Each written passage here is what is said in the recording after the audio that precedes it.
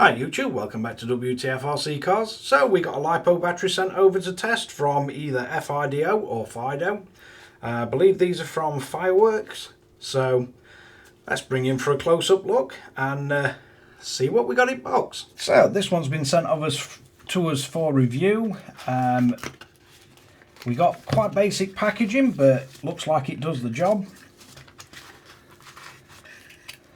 And this one is a low profile shorty pack. We've got an advertised 4400 mAh 130C.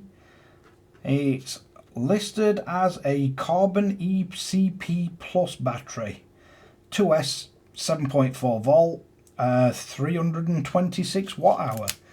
Does come with the film on it, so you don't need to remove that if you don't want to, and sometimes it can help protect them a little bit. Looks like we've got single-sided battery poles, which, although I appreciate the dual-sided ones, I have now seen multiple guys at the track. Luckily, I haven't managed to do this myself, and it is more luck than anything, but the ones with the dual side, it is so easy to put it in the RC the other way round, especially if the stickers start getting worn off. And I've seen multiple guys take their ESCs out or the cap packs, just split second connecting them. So for me, I do kind of prefer positive and negative just on one side. It's just a thing that I'd rather see. I wish all manufacturers would either go 4 or 5mm, but these are 5mm. If you're not sure what connectors you've got on your car, it's quite easy if you just go 5mm, because you can get 5mm to 4mm reducers to let your 4mm pins go in here. You can't do it the other way around. So if you've got 5mm pins on your car and you've got 4mm batteries, you're pretty much stuck. You're swapping your battery connection pins. But yeah, Lipo itself does look fairly good. We don't get a deal or anything else in the packet other than a whole bunch of stickers. So we do have some colourful Fido stickers and a little lightning bolt. And yeah, we all like stickers. Makes us cars look interesting. So nice to see that we've got that.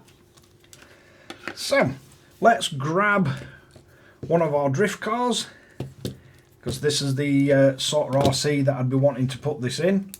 Now, these do help lower the centre of gravity because they're slightly shorter than a standard pack. So let's go and grab a standard pack for you. So if we look at it, we've got the same dimensions on all the axes apart from the height. So you can see they are a good bit lower. And these batteries are the ones that I mean with the pass-through. I always look for the balance lead when I'm putting them in my RCs. And I know a few guys have painted red on the positive one, but I can see why you would. Because if you put it in upside down, the positive's then the opposite pin. Don't get the issue with these. But if we take a look on how it fits this RC, now you can see as battery tie downs, they're going to be too high on this. Because I've adapted this to fit the bigger batteries, all we've got to do is drop that off, because these do have little rubber O-rings on. I believe that was the standard screw.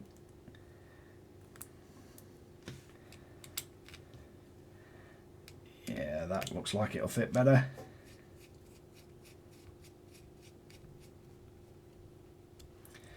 So yeah, they're going to fit really well in that RC. There's no way that's going to fly out. It can't lift up. And they are quite good battery tie downs, these, because they are quite adjustable. So it definitely fit well in a drift RC.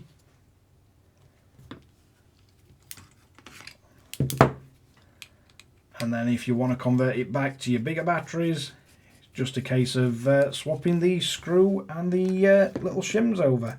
And we can swap over to our standard battery height. But I think one thing I'd like to do with this is stick it on the charger and analyzer, see if we can get a graph of the characteristics of how it charges, get an idea of how long it takes to balance, and see what it discharges like, see if we get any weird anomalies with the discharge. I tend to do the discharge at a standard 20 amp constant. For me, it just means you guys can compare every single battery I test. I've had people comment and say, oh, a 20 amp drain's not realistic. It's not meant to be realistic of an RC car to give you a sort of battery life. The reason for doing 20 amp on every pack is that every single pack is drained at 20 amp, so you can see what milliamp hour you get out of it, and you can directly compare all the 2S batteries to each other because they've all been drained at the same ampage. So let's get them graphs for you and see how this one performs. So I've just got done testing the charge and discharge characteristics of it, so I thought I'd try it in another RC. Fits perfect in the D2 Evo, so no issues fitting it in this one. Just have to use the 45mm adapters. But very interesting battery. I first off started by draining it down. I set it on the discharger to 6 volt, so it'll drop off just before and then probably rebound to about 6.5, 6.6 volt. Then we put it on the charger, so I'll pop up the graph so you can see what it charged as. So we're advertised as a maximum capacity 4,400. It charged to 3,900 milliamp hour, and that were from about 6.6 volt to 8.4, so fully charged. And then we're not seeing any weirdness. I've got a quick screenshot of the internal resistance, so I think it was 1 ohm one cell, 3 ohm the other, and that's just after it had been discharged. So I thought, right, let's put it on a charge cycle, fully charge it, and see if we get any weirdness. At the end of the charge cycle, didn't take long to balance the 2S cells, so no weirdness there, no issues. Did charge to 3,900 milliamp hour, and then popping it on the discharge. So sat it with a constant 20 amp discharge, so it's comparable to all the other Lipos I've tested. No excessive heat, no swelling whatsoever. So battery didn't swell up. It was warm to touch after the end of it, but it is a torturous test, 20 amp constant. Didn't see any crazy voltage drop off at first when it hits it with the 20 amp. Lost less than, I think, about 0.3 of a volt, and then held solid. Then we just get a nice steady decline as it runs through discharge cycle. Bearing in mind we put 3,900 milliamp hour into this from the level it was at, and as you can see on the chart, as it got down to 6.6 volt, you then get it sharply dropping off, and then the discharger cuts off. That's what it's meant to do. But yeah, no weird issues, no excessive heat in the battery. And to say we got 3,900 milliamp hour into it, bearing in mind you're losing some through heat because you're charging, we got 3,849 out. So you pretty much get everything out that you put in it. Couldn't really hope for anything different. I do think you'd probably get the full 4,400 milliamp hour if you drained it down to 6 volt. And then charged it up steady and then drained it down steady, because you're not getting the voltage drop from pulling amps out of it. If you just drained it at 1 amp, you'd probably get the full 4,400. But yeah, as a lightweight, thin racing battery, pretty impressive. Can't see any issues with it. The build quality, it feels pretty solid. It doesn't swell under discharging, doesn't get excessively hot.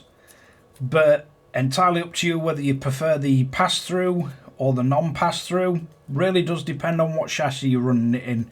Know some of these carbon chassis, the pass-through ones, you've got to be careful with the length of your pins because some can poke out bottom. Not an issue with a battery like this. But it does fit in a drift car nicely. It'll also fit in our two-wheel drive racing buggy nicely. Gives you a nice low centre of gravity. And yeah, no flashy bells and whistles, but it is what it is. It works well.